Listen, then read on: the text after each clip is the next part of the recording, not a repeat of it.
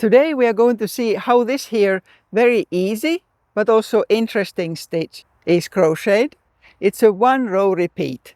So after you learn it, you just repeat and repeat, and it's very relaxing.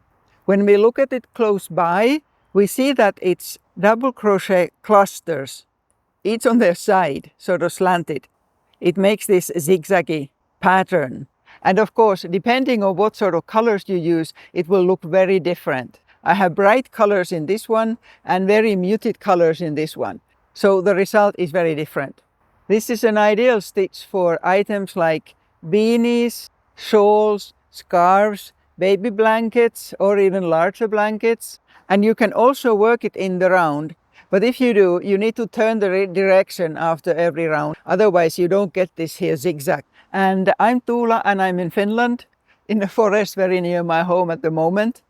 And this is actually the first video I'm making after a month's break. And the longer I'm on YouTube, 12 years now, the more I notice how important it is to take a break from it. Because this here cycle can be exhausting.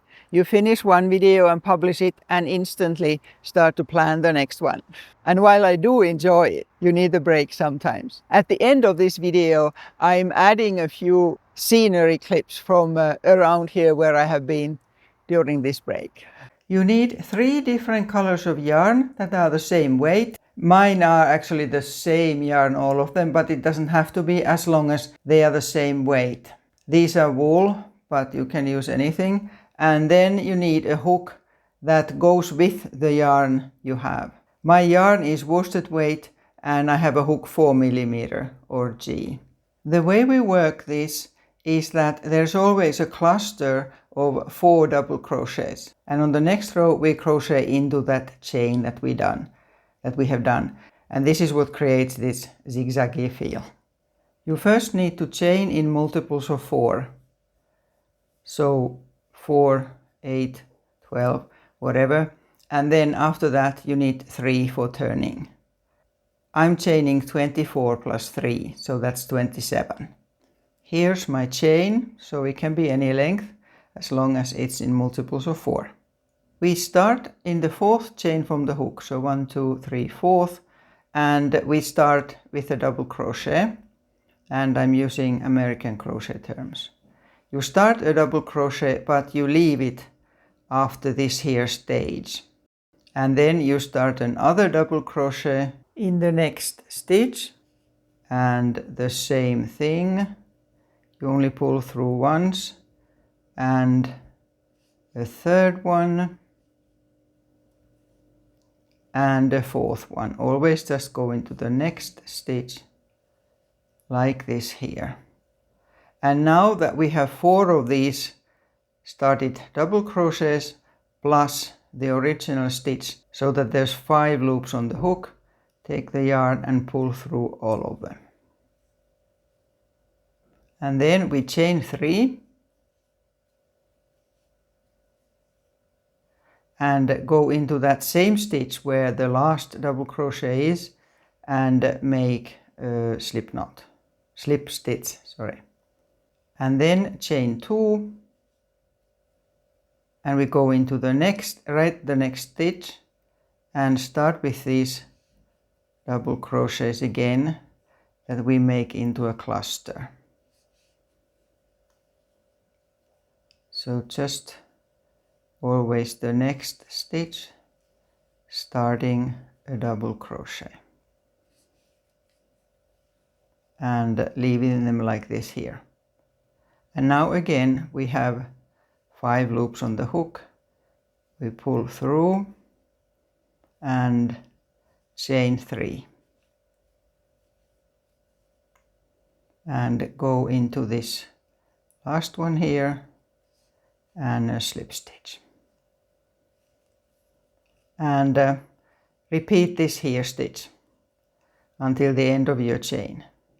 So chain 2 and start the 4 double crochets and make that into a cluster. Now I'm getting close to the end here, and this is the last cluster, and I'm chaining 3 and making a slip stitch here. But at the end we need to add something. So again I'm chaining 2 and start 1 double crochet in that same stitch, and again leave it like this so that you can change the color, because we need to be changing the colors to get this here look. Here's my next color, and I'll join it here by pulling through both of these stitches and chain 1 and turn. And don't cut the yarn that you are not using, otherwise you will end up having far too many yarn ends. And we are always going to work into the chain that we have at the side of the cluster. So this here, chain 3. And we are making a similar cluster in there. So we start a double crochet and then another one, just inserting always the hook into that there chain space.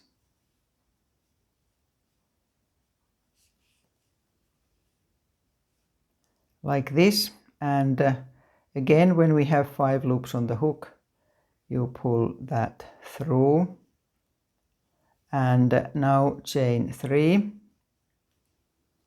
That's like in the previous row, just where we insert the hook is slightly different here. And insert the hook in the same space there. And now instead of the slip stitch that we did on the first row, here a single crochet. And from here we skip right to the next chain 3 there, and again a cluster in there.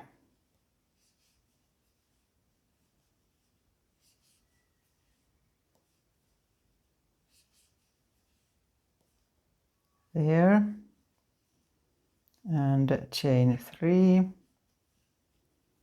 and a single crochet, and continue like this here. So now we find the next chain 3 and go straight there to do the cluster, and continue until the end, and then we'll look how we finish off this row. Like this here, and now there's no more of these chain 3s that are on the side.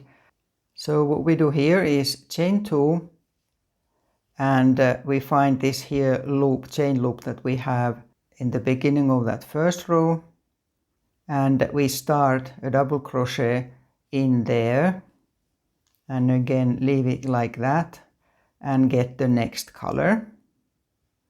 Here's my next color, and again leave this here yarn there, don't cut it. We'll look in a minute what we do with them. And then you join the next color and chain 1 and turn. And now this here row that we are starting now is what you repeat.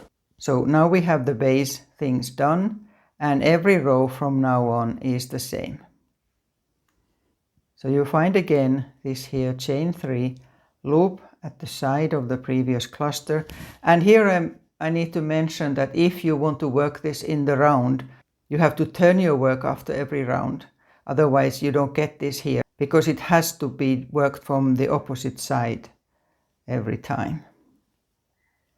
So there, otherwise we do the same with just now the start.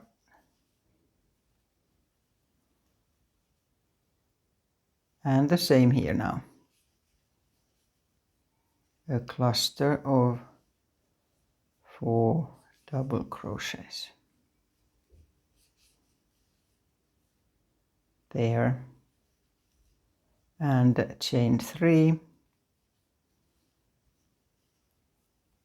And insert the hook there and a single crochet. And jump straight to the next one. I'll do that one more here.